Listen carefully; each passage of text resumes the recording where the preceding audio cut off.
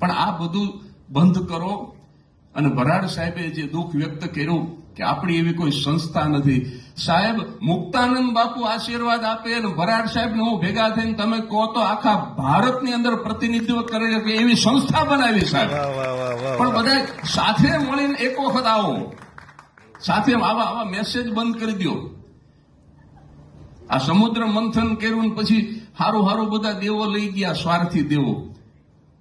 અને પછી કાલકૂટ નામનું ઝેર વધ્યું, એ તો પછી કોઈ લે નહીં. મહાદેવને આપ્યું.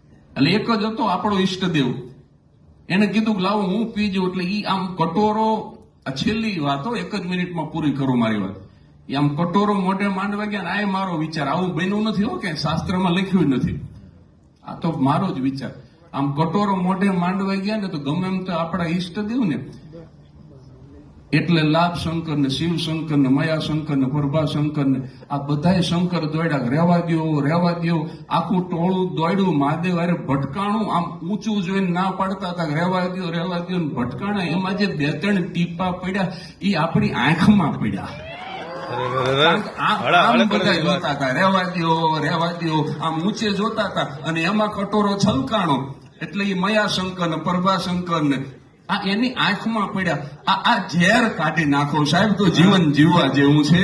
કોઈ બ્રાહ્મણને ઉભો કરો. ઉદ્ઘોષકે બહુ સરસ વાત કરી હતી કે જે પડી ગયેલો છે, હમણાં જ ઉદ્ઘોષક બોલ્યા કે જે પડી ગયેલો છે એને બેઠો કરી બ્રાહ્મણ, જે બેઠો છે એને ઉભો કરી બ્રાહ્મણ, અને જે ઉભો છે એને દોડતો કરી બ્રાહ્મણ સાહેબ. કારણ કે મહાદેવના ભાલે ભસ્મનું ત્રિપુંડ એટલે બ્રાહ્મણ, યજ્ઞશાળાનો કુંડ એટલે બ્રાહ્મણ, શિવને ચડતું બીલી પત્ર એટલે બ્રાહ્મણ, અત્ર તત્ર સર્વત્ર એટલે બ્રાહ્મણ, અડધું ઉગાડું અંગ એટલે બ્રાહ્મણ, અને આઝાદીનો જંગ એટલે બ્રાહ્મણ, શસ્ત્ર અને શાસ્ત્રનો સંવાદ એટલે બ્રાહ્મણ, અને સાહેબ હર હર મહાદેવનો નાદ એટલે બ્રાહ્મણ.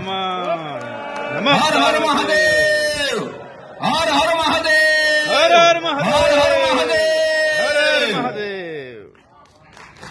ધન્ય છે તમારી જનતાને, ધન્ય છે.